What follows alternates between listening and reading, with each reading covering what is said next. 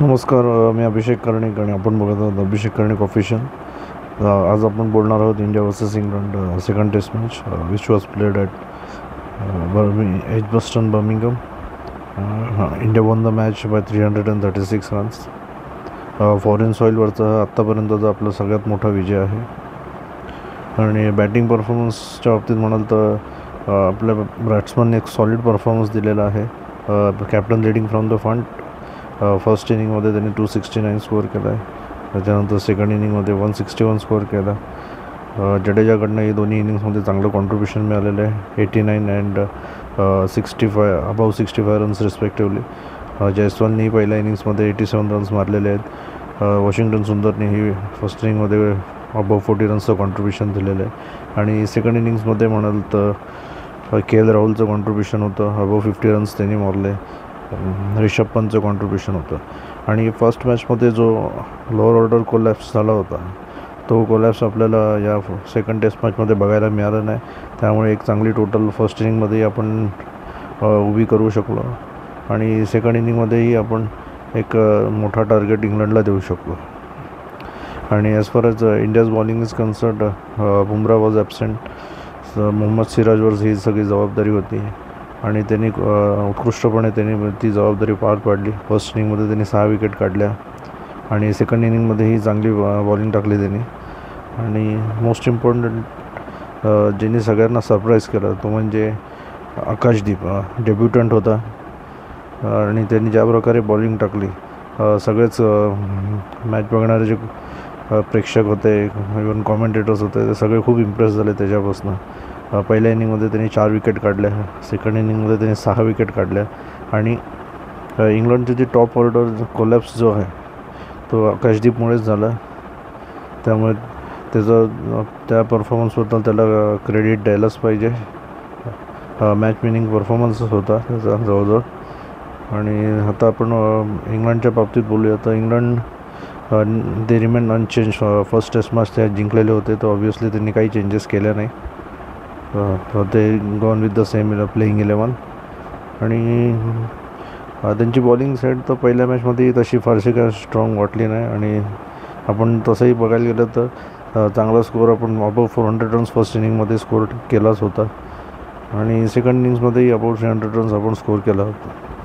तर यावरून आपल्याला समजून येतं की त्यांच्या बॉलिंग्समध्ये जे स्टुअर्ट ब्रॉड किंवा अँडरसन होते, जी धार होती बॉलिंगमध्ये ती धार त्यांच्या बॉलिंगमध्ये दिसून येत नव्हती.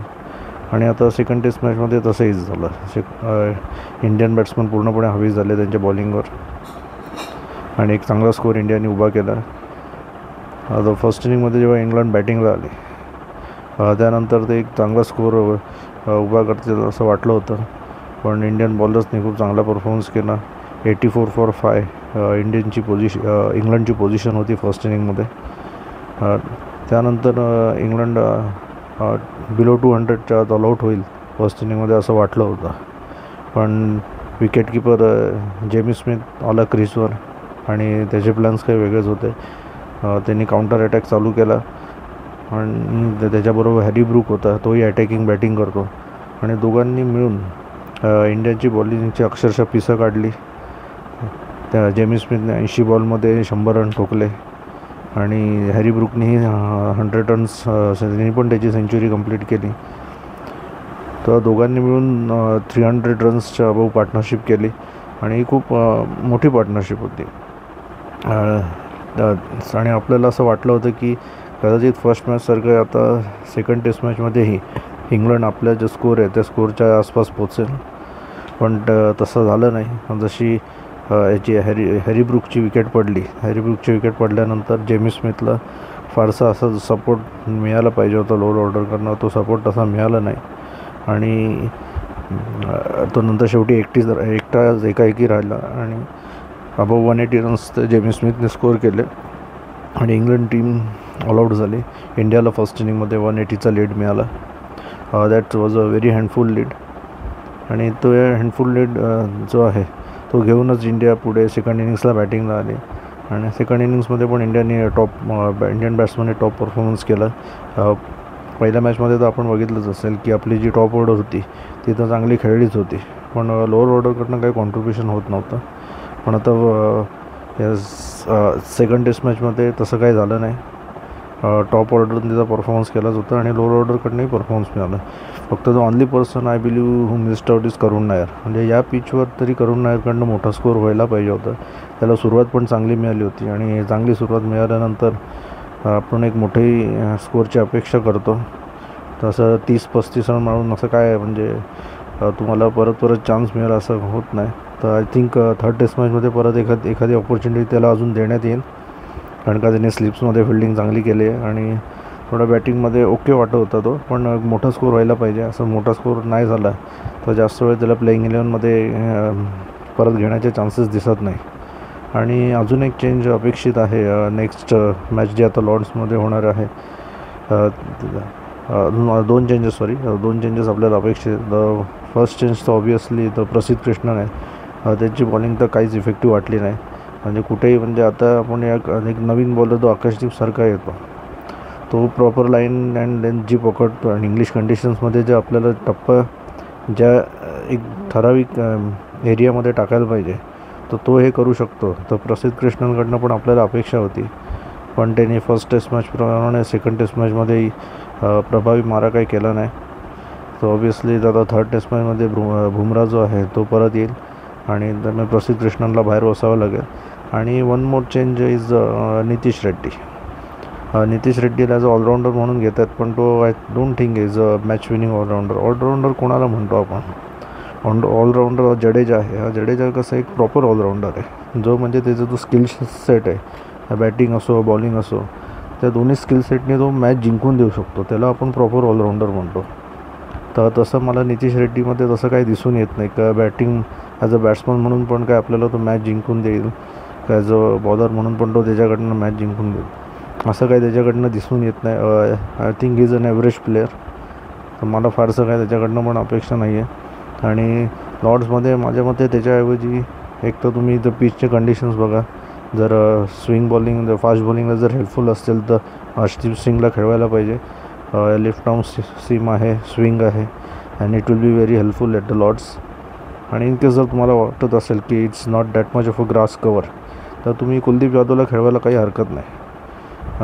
त्याच्याही इंग्लंडसमोर एक चांगला परफॉर्मन्स आहे, तर त्यालाही खेळवायला काही हरकत नाही आहे. आणि लेटेस्ट सी आता की आपला कॅप्टन जो आहे शुभमन गिल आणि गंभीर काय डिसाईड करत आहेत. And as far as England are concern त्यांच्या बॉलिंग लाईनअपमध्ये जोफ्रा आर्चर कमबॅक करेल आणि I think Brydon Carse Josh Tongue कोणाला बाहेर बसवतात ते आता आपल्याला आयडिया नाही, पण दोघांपैकी एकाला ते लोक बाहेर बसवतील आणि जोफ्रा आर्चरला आतमध्ये आणतील.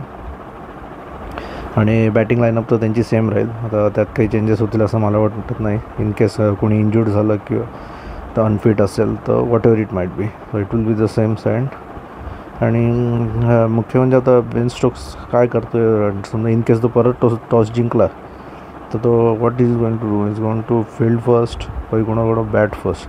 कारण का आता त्यांनी सेकंड टेस्ट मॅचमध्ये जे फील्ड फर्स्ट घ्यायचा तो निर्णय घेतला टॉस जिंकल्यानंतर, तर त्याची खूप आता त्याच्यावर टीका होत आहे की अशा पिचवरच्या फ्लॅट पिच दिसत होतं, बॅटिंगसाठी चांगलं दिसत होतं, तर त्याच्यावर पहिली बॅटिंग का नाही केली, का नाही स्कोर एक बॅटिंग पहिली केली असतं तर स्कोर मोठा उभा राहू शकला असता.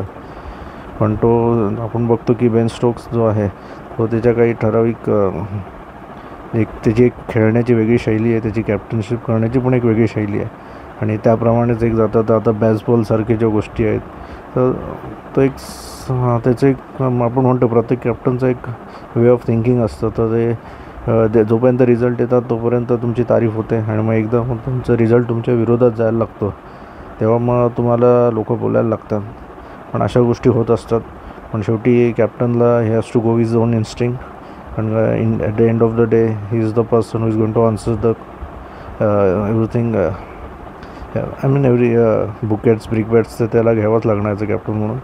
But in the end he has to make his own decision. तर बघूया. Shubman Gill I think will be more confident. पहिली टेस्ट मॅच हरल्यानंतर सेकंड टेस्ट मॅचमध्ये एक जबरदस्त कमबॅक गेला आहे. ॲज अ कॅप्टन बॅट्समन तर तो स्कोअर करतोच आहे आणि ॲज अ विनिंग कॅप्टन म्हणून तो तिसऱ्या टेस्ट मॅचमध्ये जाणार आहे. तर एक कॉन्फिडन्स लेवल खूप हाय असेल शुभमन गिलचा. तर that will be very interesting. आणि मुख्य म्हणजे मॅच ही लॉर्ड्सला होणार आहे. होम ऑफ क्रिकेट जिथे आपण म्हणतो, एक सुंदर असं वातावरण तिथे असतं लॉर्ड्सला. आणि तिथे मॅच बघण्याची मजाच काही वेगळी असते. आणि खूप चांगल्या चांगल्या मेमरीज आहेत टीम इंडियाच्या लॉर्ड्स ग्राउंडवर. तर आपल्याला तर सर्वात माहिती आहे, सगळ्यात बेस्ट मेमरी तर इंडियाने जो वर्ल्ड कप फर्स्ट जिंकला होता कपिल देवच्या अंडर, तर फायनलला आपण वेस्ट इंडिजला हरवलं होतं तिथे. तर that is probably the best memory. Indian क्रिकेटमधली सगळ्यात बेस्ट मेमरी ती आहे. नंतर मग अजून बऱ्याचशा आहेत तशात.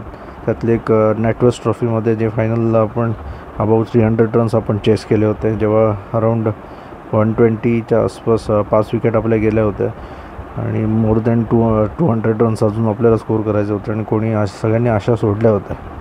पण आपण तो स्कोर चेस केला. गांगुली तेव्हा कॅप्टन होता आणि ती जिंकल्यानंतर गांगुलीने ते बाल्कनीमध्ये जो शट काढून तो भिरकवला होता.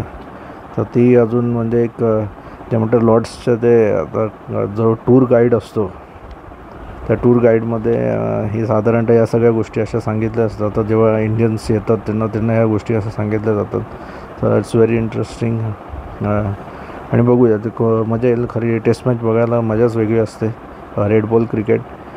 आणि काही शेवटी टेस्ट मॅच जो असतो तो एक त्यांचा क्लासच वेगळा असतो. आणि तुमच्या प्रत्येक खेळाडूचा जो आहे खरा कस हा टेस्ट क्रिकेटमध्येच लागतो आणि तो आपल्याला मैदानावर दिसून येतो की कोण कितना पाणी में है असं म्हणतात.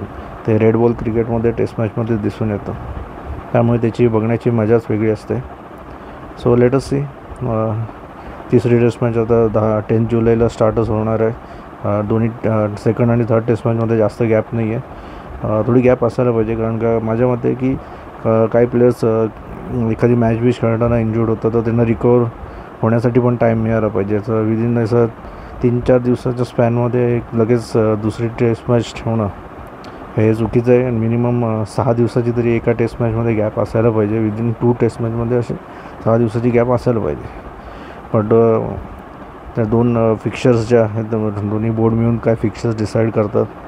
पण आय थिंक एक तर जेव्हा तुम्ही 5 टेस्ट मॅचची सिरीज खेळता तर थोडंफार प्लेयर्सच्या दृष्टीने, त्यांच्या फिटनेसच्या दृष्टीने या सगळ्या गोष्टी लक्षात घेणं गरजेचं आहे. आणि टेस्ट मॅच हा तसा म्हणजे जो प्लेअरला थकवणारा खेळ आहे, त्याचं पूर्ण असं म्हणजे बॉडीचं जे ओव्हरऑल जे फिटनेस लेवल आहे ना, सगळ्याचाच कस लागतो. तर निदान आपली जी बॉडी असते त्या बॉडीला रिकवर करण्यासाठी टाईम लागतो. तर या सगळ्या गोष्टी बघून मला तरी वाटते आता पुढच्या काही मॅचेसमध्ये मोठी गॅप असेलही, पण I think it should be एक बॅलन्स असायला पाहिजे. प्रत्येक मॅचमध्ये एक जो डिफरन्स गॅप असायला पाहिजे, ते पिरियड ऑफ टाईम, त्याचा एक बॅलन्स असणं खूप गरजेचं आहे. तर यापुढेही असं काही दोन्ही बोर्ड्स मिळून फिक्चर्स करताना लक्षात घेतील असं आपण अपेक्षा करूया. But most importantly third test match ज्याची आता माझं वाटतं सगळ्यांना आतुरता आहे बघायची, कारण का आता 2 टेस्ट सिरीज जी आहे लेवल झालेली आहे 1-1नी आणि लॉर्ड्ससारख्या ग्राउंडवर आता ही मॅच आहे. So we are looking forward to that. And I hope तुम्ही पण सगळे खूप एन्जॉय कराल तिसरी टेस्ट मॅच बघायला. That's it. थँक्यू.